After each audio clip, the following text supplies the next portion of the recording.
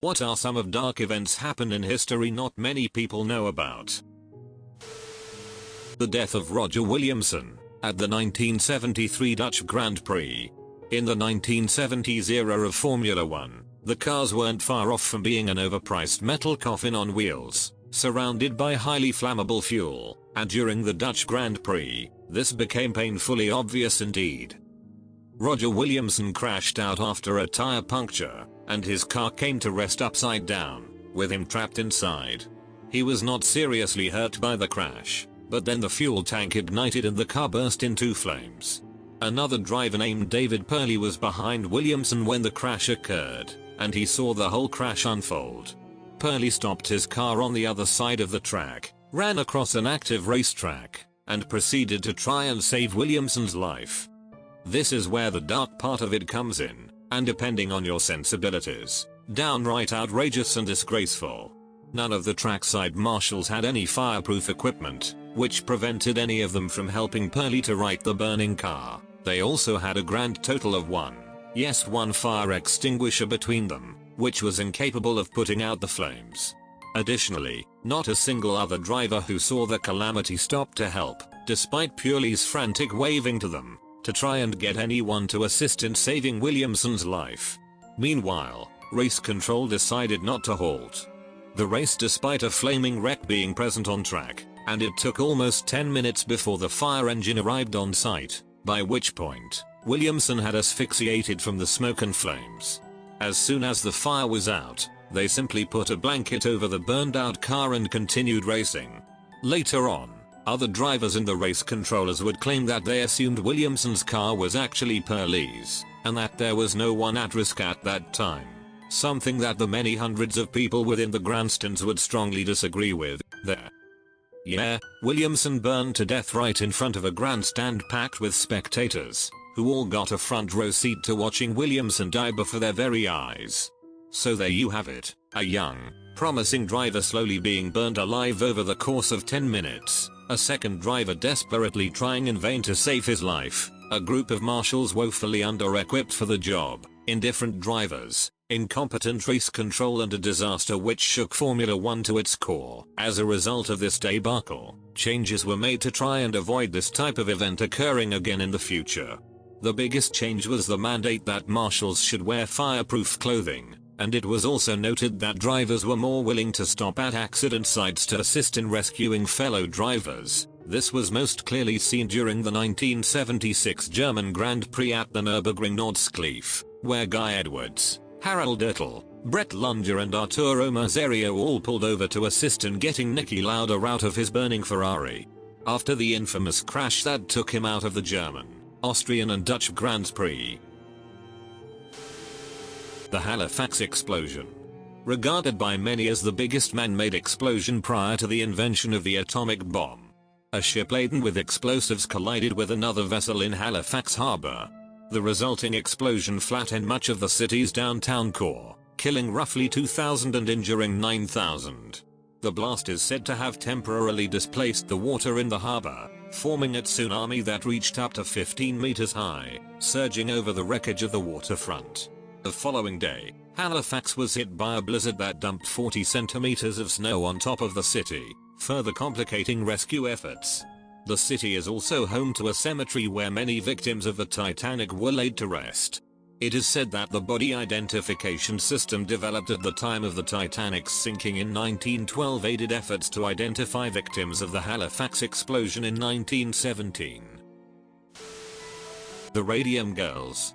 In the 1920s, they worked at a watch company painting the hours on the watches using radium, a radioactive element that glows in the dark.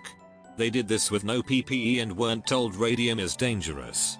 Meanwhile, the chemists had full PPE and worked in a sealed environment. Worse, they were instructed to lick the tip of the brush to make a very fine point.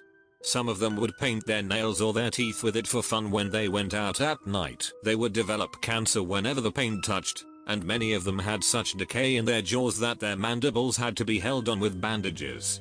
Edit. Apparently there's a new movie about this, as many redditors have helpfully pointed out. Margaret Beaufort, mother of Henry VII, father of Henry VIII. She was married off at age 12 to Edmund, 25, who was desperate to get her pregnant as quickly as he could. It was not unusual for members of the aristocracy to marry young. It was slightly more unusual, because of the risk to both mother and child, for them to get pregnant before the age of 14. Edmund died of plague while Margaret was pregnant. She was widowed and alone and pregnant during war. The birth was a very difficult one and would scar her forever. For a time they believed that she and her unborn child would perish.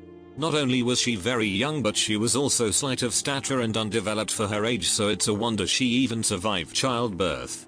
It was so difficult for her that she never became pregnant again over the rest of her years, despite remarrying 2 more times. It is widely believed that she was physically damaged during the childbirth and was unable to conceive again, but it's also possible she was too traumatized to ever put herself in that situation again. Either way, Margaret devoted herself to her son, calling him my dearest and only desired joy in this world. You know Jameson whiskey? Well, a long ass time ago in like the 19th, one of their family heirs fed a little girl to cannibals. Like legit went and bought a little girl in the Congo as a slave and brought her up to a cannibal tribe because he wanted to see them. Sick fuck drew pictures of it and shit as it was happening. Of course for years the family tried to bury the fact, and the stories and such. Discredit the witnesses. But the crazy bastard was happy to document the whole thing. His only rebuttal in case it reflected badly on him was that he wanted to see if they would do it, and his account matched up with the evidence witnesses had provided. Human experimentation by Japanese Unit 731 during WWII, committed primarily against innocent Chinese civilians. Nothing I've ever heard of in my life, including in fiction, is darker than the horrors committed for years by Unit 731. A military biological and chemical weapons research division of the Japanese Imperial Military. There's not enough room in a Reddit post to list half of it, but here's a taste. Dissections of living babies, pregnant women, etc. without anesthesia, also known as a vivisection, usually after they had been deliberately exposed and left to suffer from horrible diseases, chemical and biological weapons, and so on. Freezing limbs off of victims. Horror movie sadistic surgeries involving cutting off limbs and attaching them to the wrong sides of a victim, or removing organs and connecting the tubes back together without the organs to see what would happen, such as running the esophagus straight to the intestines with no stomach in between, not to mention the fact that the victims were routinely raped and tortured for the sake of rape and torture, without even the flimsy excuse of science being conducted. And we're talking about thousands upon thousands of victims. Usually hapless Chinese civilians, political prisoners, POWs, and the homeless, over the course of years in huge facilities with thousands of staff committing these atrocities. The icing on the cake? General MacArthur and the rest of the US government found out about it when they captured Japan, and they granted Unit 731 immunity for their war crimes so long as they share their findings with America and only America. Many of the former Unit 731 members even went on to have very successful and profitable futures in Japan after the war. Edit. Based on a couple of the comments I've gotten where people are making judgment calls about the modern day Japanese for this, I'd just like to make clear that I hold no prejudice against the Japanese, and I'm certainly not encouraging others to. Every country and people has truly horrific pasts, and almost all of them sweep it under the rug as best they can. Even in our generation, we can argue that torture conducted by us soldiers in Guantanamo or Abu Ghraib, for example, aren't half as bad, or were more justified, but ultimately torture is torture and sadism is sadism. A culture or government that begins to permit such things and justify them is well on its way down the spiral with enough motivation. Let's not fool ourselves into comforting racism or nationalism that our countries or people are incapable of atrocities of our own, even today. Anyone who's familiar with Mary, Queen of Scots, most likely knows that she was beheaded, but many people don't know how she was beheaded. My APUSH teacher told my class this story, and it's probably one of the most simultaneously interesting, funniest, and saddest executions in history. The first thing to note was that Mary wore a red dress rather than a white one for a very specific reason. After the execution of a royal or high-class person, commoners would often tear off blood-stained fabric from their clothing solely to flex that they got their hands on the blood of a noble. With red fabric, it would be difficult to see actual blood on the dress. Smart move on Mary's end. During the actual execution, it was said that Mary's executioner was not very experienced and actually missed the initial swing, jamming the axe or whatever weapon they used into the back of her head rather than through her neck. This didn't kill her yet, though, and she instead made some sort of medieval olden time exclamation that can be roughly translated to "Goddamn it." After the executioner was done, he picked up her head by the hair, not knowing it was a wig, and the head fell out and rolled onto the floor. Thanks Plug 5 and Moyachi for reminding me. After Mary was properly killed, her body was left for public viewing, but the audience was surprised to see her red dress start to rustle before allowing Mary's small terrier dog to climb out from underneath. Tragically, the dog refused to leave the body and eventually passed away after staying at the same spot for a lengthy amount of time. History buffs, please feel free to make any corrections as I heard this story a while ago and probably made a few errors in my recalling. TL.Dr. Mary, Queen of Scots avoided crazy memorabilia savers at her execution with a very intelligent move. Got shanked in the head during a failed attempt. The executioner dropped her head onto the floor and had her dog in her dress with her the entire time. In my family's region in Africa, they used to carry out the death penalty by snake bite. Just a snake bite to each ankle, and then letting the man spend his remaining time with his family before he died, under supervision. I thought it sounded sort of humane in a way, like our lethal injections, but apparently they say it was one of the most horrific ways that existed. The sad case of Ota Benga. He was a pygmy boy from the Congo who was essentially captured and brought to the USA to be displayed in freak shows. He had undergone tribal customs such as having his teeth filed in 2 points before his capture. He eventually got out of the carnivals and dreamed of returning to Africa, then WWI happened, making the trip impossible for the foreseeable future. He committed suicide by gunshot. Island clearances. Thousands of Scots were forcibly evicted from their homes, many were forcibly exported to Canada, the US or Australia, many who refused were massacred with whole villages of women and children raped, many died of starvation on the forced marches or from famine, also they could farm sheep. Fuck Patrick Sellers. The Cambodian genocide. You could have been killed just for wearing glasses. Therefore being an intellectual, at least this was the Khmer Rouge logic. The prisoners were tortured so badly that they tried to commit suicide in every possible way, even by using some spoons. The executions used to be like this. The prisoners were put on a straight line and the second prisoner was given an object like a shovel or a hammer which he had to use to kill the prisoner in front of him. Then, the same object was given to the third prisoners and the cycle would repeat until there was nobody alive except for the last prisoner on the line, who was then killed by the guards. Since many medics were killed or sent to work as farmers, the local regime used child medics to conduct experiments on the prisoners. They used teenagers with no knowledge of Western medicine to experiment on people without anesthesia. For example, they opened one person's chest just to see his heart beating. Imho. This shit is even worse than Unit 731. Mother and baby homes here in Ireland. Most Irish people will know about this, but most people from other countries don't. Basically, mother and baby homes, or laundries, were places run by nuns where women would be sent if they got pregnant before marriage, and would do all the laundry from people who sent their dirty clothes to the homes until they gave birth.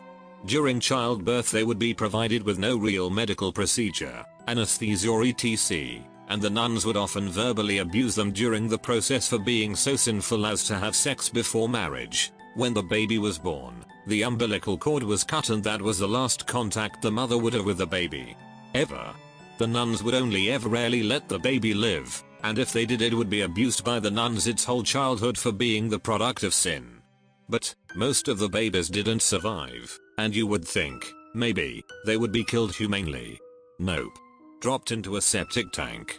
They've all been shut down now obviously, but they ran until the late 70s I believe. During excavations they would find the remains of around 300 newborn babies for each home.